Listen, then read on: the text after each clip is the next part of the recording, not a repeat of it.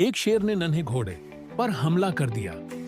क्या आप सोच सकते हैं कि आगे क्या हुआ?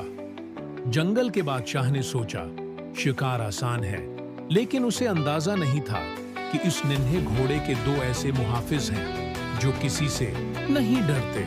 अचानक एक वफादार कुत्ता और एक बहादुर बुली कहीं से नमूदार हुए।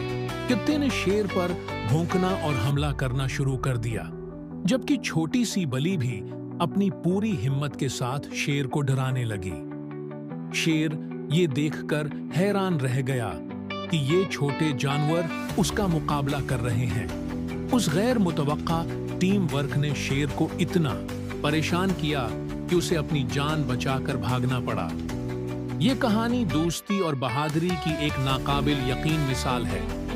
अगर आपको ये दिलचस्प लगी तो लाइक करें और मजीद ऐसी वीडियोस के लिए हमें सब्सक्राइब करना न भूलें।